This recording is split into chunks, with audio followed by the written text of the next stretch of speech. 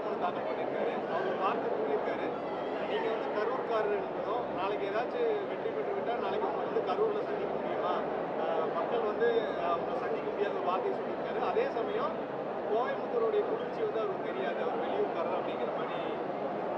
அண்ணா 2002 அவருக்கு தெரியாது அவங்க அப்பா எம்எல்ஏ. அவங்க அப்பா எம்எல்ஏ கோட்டாவை பயன்படுத்தி சீட்டு வாங்கி கொடுக்குறாரு கல்லூரியில் படிக்க சொல்லி இவருக்கு. அதிமுகவினுடைய வேட்பாளருடைய தந்தை வாரிசு அரசியல் எம்எல்ஏவா இருக்கார் கோவிந்தராஜ். கோட்டாவை பயன்படுத்தி கோட்டா அரசியல் அவர் வந்திருக்கார். 2002 முதலாக கோயம்புத்தூருக்கு வர்றேன். பேண்ட் போட்டுக்கிட்டு எங்கள் அப்பா வேட்டி கட்டிக்கிட்டு கிராமத்திலிருந்து 2 தகர டப்பாவை எடுத்துக்கிட்டு 3 பேருந்து மாறி 2002 கோயம்புத்தூருக்குள்ள வர்றேன். எத்தனை நாளைக்கு முன்னாடினா 22 ஆண்டுகளுக்கு முன்பு. அன்னைக்கு எனக்கு வயசு 16 வயசு 17 வயசு. காந்திபுரம் பஸ் ஸ்டாண்டில் ஒரு டவுன் பஸ்ஸை பிடிச்சி 2 தகர பெட்டியோடு பீலமேட்டில் போய் இறங்குறேன். நான் சொல்கிறது 2002. பீலமேட்டில் பிஎஸ்ஜி பொறியியல் கல்லூரிக்கு முன்னாடி நானும் என்னுடைய தந்தையும் 2 தகரப்பெட்டியை வைத்துக்கொண்டு எங்கள் அப்பாட்ட கேட்குறேன், அப்பா இந்த ஊர் நமக்கு செட் ஆகுமா? நாமெல்லாம் கிராமத்துலேருந்து வந்திருக்கோம், மொத்தம் 40 வீடு, 3 பஸ்ஸு மாதிரி கோயம்புத்தூர் வந்திருக்கோம், பெரிய நகரம் இது, இந்த ஊர் நமக்கு செட் ஆகுமா? ஏன்னா பிஎஸ்ஜி பொறியியல் கல்லூரியில் படிப்பதற்கு வாய்ப்பு கிடைச்சது. எம்எல்ஏ கோட்டால அப்பா பேரை வச்சு நான் படிக்க வரலைங்க சார், புரிஞ்சுக்க. தனி மனிதனாக உழைத்து இந்த மண்ணில் நீங்கள்லாம் எப்படி உழைத்து தனி மனிதனாக இருக்கின்றீர்களோ அதே போல தகரப்பெட்டி 2 பெட்டியோடு கோயம்புத்தூருக்கு வந்த 2002. 5 ஆண்டுகள் பிஎஸ்ஜி பொறியியல் கல்லூரியில் 5 ஆண்டுகள் படித்திருக்கின்றேன். ஆனால் நீங்கள் ஒரு விஷயத்தை புரிஞ்சுக்கணும், கோட்டா சிஸ்டத்தில் இந்த அண்ணாமலை வரல, கோட்டா சிஸ்டத்தில் வானதி வரல, வானதி அக்கா வரல, நினச்சிக்கோங்க. கோட்டா சிஸ்டத்தில் மோடி அவர்கள் வரல, கோட்டா சிஸ்டத்தில் இங்கே யாரும் வரல. கோயம்புத்தூர் மண்ணினுடைய தன்மையாக இங்கே நின்று கொண்டிருக்கின்றோம். அதனால் என் மீது கோபம் வருவது இயற்கை தான். என்னை பற்றி பாருங்க, இத்தனை காலமாக தமிழக அரசியலில் திமுகவும் அதிமுகவும் சண்டை போட்டுக்குவாங்க. காலையிலிருந்து நைட்டு வரைக்கும் எதற்கு கோயம்புத்தூரில் 2 வேட்பாளர்களும் அண்ணாமலை புராணம் பாடிட்டு இருக்காங்க, பாரதிய ஜனதா கட்சி புராணம் பாடுறாங்க, மோடி ஐயா புராணம் பாடுறாங்க, தேசிய ஜனநாயக கூட்டணி பாடுறாங்க. 2002 22 ஆண்டுகளுக்கு முன்பு கோயம்புத்தூருக்கு எப்படி 2 தகரப்பெட்டியை கொண்டு வந்தேனோ இன்னைக்கும் அதே மனநிலைமையில் இருக்கு. அதனால் ஏதோ ஒரு அப்பாவை வச்சு கோட்டா சிஸ்டத்தெல்லாம் வரல சார். சுயமாக ஒன்றொன்றும் கடினமாக சண்டை போட்டு ஒரு படியாக ஏறி வந்திருக்கின்றேன். கஷ்டம் என்பதை முழுமையாக உணர்ந்தவன். அதனால் இந்த சின்ன பசங்க விளையாட்டுக்கெல்லாம் நான் வரல சார். அந்த 2 வேட்பாளரும் அவங்களுக்குள்ள சின்ன பசங்க விளையாட்டு வரல. நாங்கள் வந்திருப்பது கோயம்புத்தூரினுடைய வளர்ச்சி. பாஜகவின் கரூரை சேர்ந்த இந்த ஊரை சேராத ஒரு நாடாளுமன்ற வேட்பாளர் அண்ணாமலை, மறைந்த எனது தந்தை சிங்கை கோவிந்தராஜ் எம்எல்ஏ அவர்கள் கோட்டாவில் நான் சீட் எனக்கு அப்பா வாங்கி கொடுத்தாருங்கிற மாதிரி அந்த கோட்டாவில் எம்எல்ஏ கோட்டாவில் வாங்கினேன்னு சொல்லிட்டு ஒரு கருத்தை நேற்று பதிவிட்டது மிகவும் தவறான மன வருத்தத்துக்குரிய ஒரு செயல். இப்போது எனது தந்தை இறக்கும்போது எனக்கு வயசு 11. நான் பிஇ படிக்கும்போது எனக்கு 18 வயசு.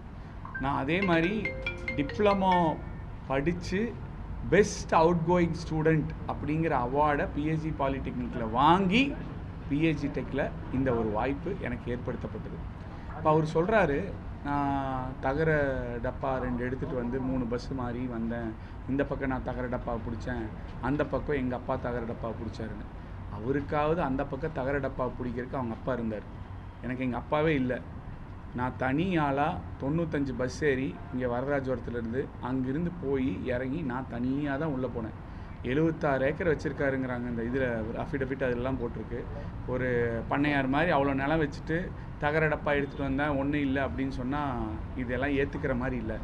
அதாவது எனது அம்மா, எங்கள் அப்பா உண்மையாலுமே சிங்கை கோவிந்தராஜ் எம்எல்ஏ அவர்கள், எக்ஸ்எம்எல்ஏ அவர்களான அரசியல்வாதி, எத்தனை பேருக்கு எவ்வளோ நல்ல விஷயங்கள் பண்ணியிருக்காரு அப்படிங்கிறது சிங்காநல்லூர் மக்களுக்கும் அஇஅதிமுக நிர்வாகிகளும் கோவை மாவட்டத்தில் இருக்கிற எல்லாருக்குமே தெரியும். அவர் எவ்வளோ ஹானஸ்ட்டாக இருந்தார்னா, இது ஒரு பர்சனல் இன்ஃபர்மேஷன் சொல்லக்கூடாது, இருந்தாலும் இப்படியெல்லாம் கீழ்த்தரமாக தவறான பொய்கள் சொல்லும்போது இதெல்லாம் சொல்ல வேண்டிய நிலைக்கு நானும் தள்ளப்படுறேன். அவர் இங்கே இருக்கிற சில முக்கியஸ்தர்கள் நிர்வாகிகளுக்கெல்லாம் இது தெரியும். அவர் இறந்தப்போ கேஜி ஹாஸ்பிட்டல்லிருந்து நம்ம பாடி எடுத்துகிட்டு வரக்கூட காசு இல்லாமல் வேற ஒருத்தர்கிட்ட இருந்து நம்ம காசு வாங்கி கொடுத்து தான் எடுத்துகிட்டு அப்புறம் அவரோட காரை விற்று பழைய அம்பாஸ்டர் காரை விற்று தான் திருப்ப ஒரு 4 மாதம் 3 மாதம் கழிச்சு அந்த பக்கத்து வீட்டில் இருக்கிறவங்க போய் அந்த கடன் அணைச்சோம். அப்படித்தான் நாங்கள் இருந்தோம். ஒரு 2000 ரூபா வாடகையில் எங்கள் அம்மா வந்து ஆரம்பித்தாங்க. எங்கள் அப்பா வாழ்க்கை இறந்ததுக்கப்புறமா 33 வயசு எங்கள் அம்மாவுக்கு. ஒரு சிங்கிள் மதர், ஒரு தனி பெண்ணாக இருந்து ஒரு பையனையும் என் தங்கச்சிக்கு 3 வயசு, ஒரு பையனையும் பொண்ணையும் வளர்க்குறது எனக்கு 11 வயசு. எவ்வளோ கஷ்டம். இன்றைக்கி நான் வந்து உங்களெல்லாம் பார்த்து இந்த தொகுதியில் ஒரு எம்பி கேண்டிடேட்டாக வந்து இங்கே வந்து ப்ரெஸ் மீட்லாம் கொடுக்குற அளவுக்கு நான் எங்கள் அப்பா இறந்த காலத்துலேருந்து இப்போ யோசித்து பார்த்தா அதுக்கு காரணம், மிக முக்கிய காரணம்னு பார்த்தா எங்கள் அம்மா தான். She is my hero.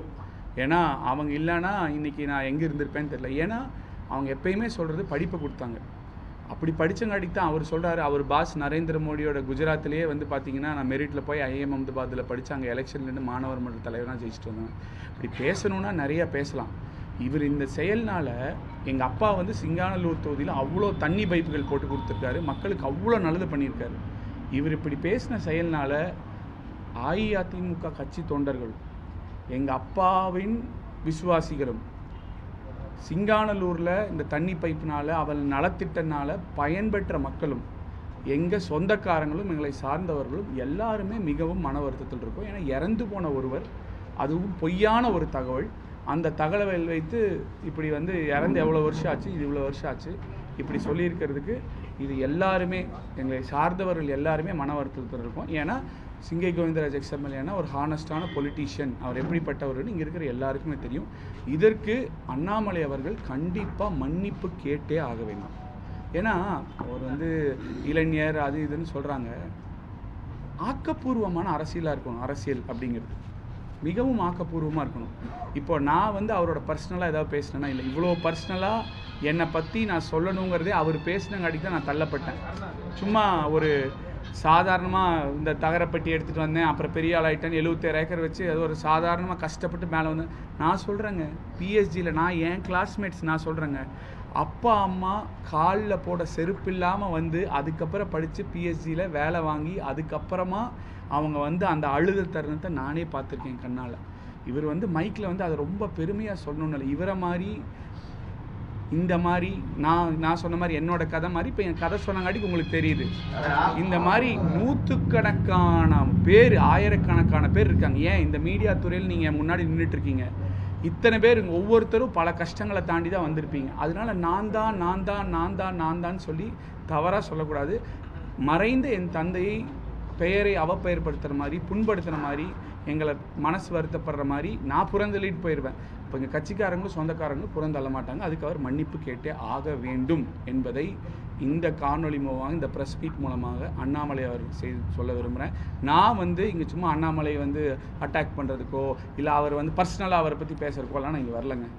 ஏன்னா களம் வந்து எங்களுக்கும் திமுகவுக்கும் தான் எனக்கு 100% தெரியும்.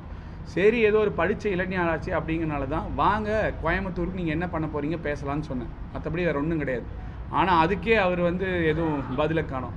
இப்போவும் சொல்கிறேன், கணபதி ராஜ்குமார் அண்ணனுக்கும் சொல்கிறேன், வாங்க ஆக்கப்பூர்வமாக கோயம்புத்தூரை எப்படி டெவலப் பண்ண போகிறோம் அதுக்கு பேசுவோம். அதுதான் முக்கியம். இப்போ கோயம்புத்தூர் மக்களுக்கு நீங்கள் ராமச்சந்திரனை பற்றி நீங்கள் அண்ணாமலை சொல்லியோ, நான் அண்ணாமலை பற்றி ராமச்சந்திரன் சொல்லியோ அது முக்கியம் கிடையாது.